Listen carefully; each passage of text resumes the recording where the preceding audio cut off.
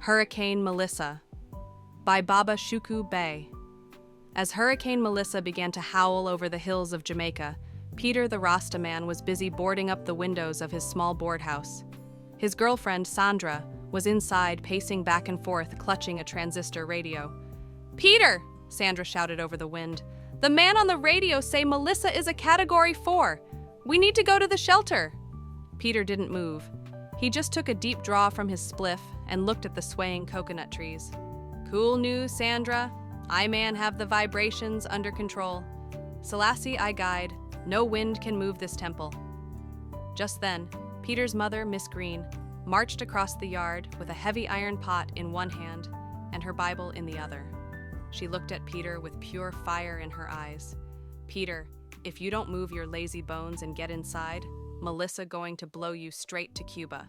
Stop talk about vibration and start talk about evacuation."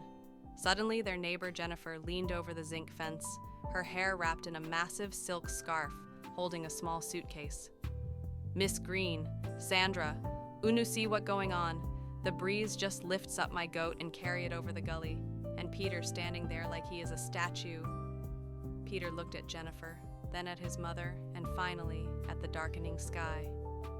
"Jennifer, relax. The goat just gone on a spiritual journey." Boom! A massive gust of wind ripped the zinc sheet right off Jennifer's kitchen roof. It flew through the air like a giant frisbee. Jennifer screamed, Sandra dived under the table, and Miss Green started praying at the top of her lungs. Peter stood perfectly still as the wind whipped his locks around his face. He looked at the empty space where Jennifer's roof used to be, then looked at his mother. "Wait," Peter said, finally dropping his hammer. "Miss Green, you see that?" "See what, Peter?" Miss Green hissed. "The destruction?" "No," Peter replied, pointing at Jennifer's house. "I never knew Jennifer had such a big plasma TV. Sandra, forget the shelter. The vibrations tell me we should go watch the news at Jennifer's house since she has a skylight now." Miss Green just shook her head. "Lord, give me strength. The hurricane is Melissa, but the disaster is my son." The winds of Hurricane Melissa were finally starting to scream, and the rain was coming down in sheets. Inside the house, the tension was higher than the barometric pressure. Miss Green was in the kitchen, frantically packing survival crackers into a plastic bag, while Sandra was trying to convince Peter to move his herb garden inside. "Peter, move the plants," Sandra yelled. "Melissa is coming to wash them away." Peter leaned against the doorframe, calm as a Sunday morning. "Sandra, baby, relax. These plants have deep roots. They and the earth are one. Melissa is just a sister coming to give them a little shower. Positive energy, man." Just then, Jennifer from next door came banging on the grill door, soaking wet and holding a shower curtain over her head. "Miss Green, Peter," Jennifer bawled. "The wind just take my veranda chairs, and I see the mango tree leaning toward your roof like it want to whisper a secret. We have to leave." Miss Green looked at Jennifer, then looked at Peter, who was still smiling at the rain. She grabbed her heavy cast iron frying pan. "Peter," Miss Green said, her voice dropping to a dangerous low, "if you don't get up and help Jennifer secure her place, and then come help me move this dresser, I am going to make Melissa look like a gentle breeze compared to what I'm going to do to you." Peter didn't move. "Mama, why you so restless? Nature is speaking. We must listen." Crack!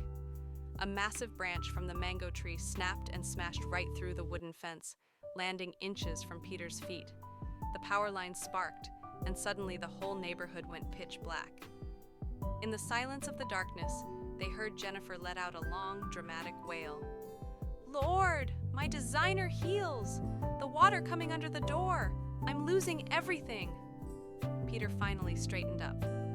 He looked at the fallen branch, then at the dark house, and then at Jennifer's silhouette in the rain. All right, Peter said, reaching for his flashlight. "I man see the sign. The vibrations have shifted." Sandra sighed with relief. "Thank God." "You finally realized the danger?" "No," Peter said, stepping out into the rain. "I just realized that if the power gone, the fridge going to stop work. And if the fridge stop work, Mama ice cream going to melt. And I can't let a beautiful thing like rum and raisins suffer because of one little girl named Melissa." Miss Green chased him out the door with the frying pan. "Move, boy! Save the ice cream, but if I see you save your weed before you save my Bible, Melissa going to be the least of your problems." The eye of Hurricane Melissa was passing directly over the village, and the eerie silence was broken only by the sound of Miss Green's heavy breathing as she finished dragging her mahogany dresser against the front door. Sandra was huddled in the corner with a flashlight, checking their emergency bag. "Peter, we have 3 tins of sardines, 2 packs of hard dough bread, and a gallon of water. What did you contribute to the survival pack?" Peter walked out of the bedroom, looking completely peaceful, carrying a single, large brown paper bag. "I have the essentials, Sandra. Don't fret." Jennifer, the neighbor, poked her head through the window, which she had secured with duct tape and a prayer. "Miss Green, you have any space? The water in my kitchen is up to my ankles, and I don't want to ruin my new pedicure. Plus, I think I see a lizard swimming in the sink." Miss Green rolled her eyes. "Come in, Jennifer, just step over the sandbags and mind the mahogany." As Jennifer scrambled inside, soaking wet and shivering, she looked at Peter. "Peter, you stand there so calm. You not worried about Melissa blowing down the house?" "Sister Jennifer," Peter said, patting his paper bag. "Fear is a shadow. I have the meditation ready for when the wind pick up again. We going to reach a higher plane where the storm can't touch us." Suddenly, the wind returned with a ferocious whoosh. The house groaned. The zinc roof rattled like a machine gun, and a massive thump hit the side of the building. "Lord Jesus!" Miss Green screamed, falling to her knees. "Save us from the tempest! Deliver us from Melissa!" Jennifer grabbed Peter's arm, shaking him. "Peter, do the meditation. Reach the higher plane. Use the paper bag. Is it incense? Is it holy oil?"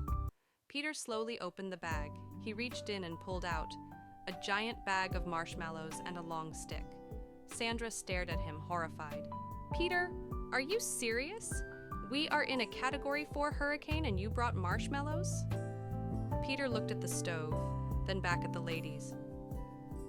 "See, the vibration tell me that since the wind going to blow off the roof anyway, we might as well use the sparks from the falling power lines to roast some corn. Why be stressed when you can be caramelized?" Miss Green grabbed her Bible in one hand and her slipper in the other. "Peter," she whispered over the howling wind, "if I survive, Melissa, you're going to need more than a higher plane to escape me. You're going to need a space shuttle." Jennifer just sighed, looking at her wet feet. "Well, since we stay here anyway, Peter, you have any chocolate in the bag? If I going to drown with a draw of weed in my mouth." The sun rose over the village the next morning, and Hurricane Melissa had finally moved on, leaving behind a trail of fallen branches, stray zinc sheets, and a very grumpy Miss Green. The group stepped out onto the veranda to survey the damage. Jennifer's yard was a lake, and a giant branch from the mango tree was now resting comfortably on the hood of her car. "My car!" Jennifer wailed, clutching her silk robe. "Melissa didn't just take my roof, she takes my transportation. How am I supposed to go to the salon now?" Sandra was busy wringing out a wet rug. "At least the house still standing, Jennifer. But look at Peter's herb garden. It's completely flat." They all turned to Peter. The Rasta man was standing in the middle of his ruined garden, barefoot in the mud, staring intensely at a single green stalk that was bent at a 90-degree angle. "Peter," Miss Green said, her voice unusually soft. "I'm sorry about your plants, son. I know you worked hard on them." Peter didn't look up. He just folded his arms and nodded slowly. "The earth has spoken, Mama. Melissa was a powerful queen. She didn't come to destroy, she came to redistribute the energy." "Redistribute?" Sandra asked, wiping mud off her face. "Peter, your whole crop is gone." "No, Sandra," Peter said, a slow grin spreading across his face. "Look over the fence." They all looked over into Jennifer's flooded yard. Because of the way the wind had whipped around the house, nearly half of Peter's special herbs had been uprooted and blown directly into Jennifer's open, roofless kitchen. Jennifer stopped crying and looked at her kitchen counter, which was now covered in high-grade green leaves. "Peter, what is all that doing in my sink?"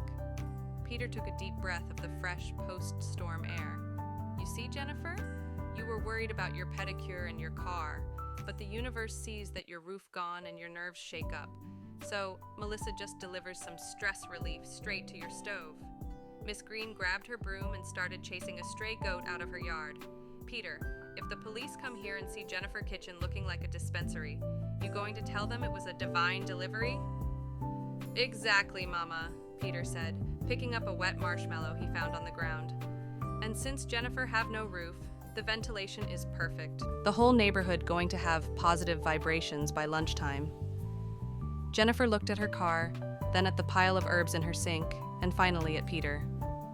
Well, I guess if I can't drive to the salon, I might as well make some tea. That's the spirit, Jennifer, Peter cheered. Melissa move out and the mellow move in.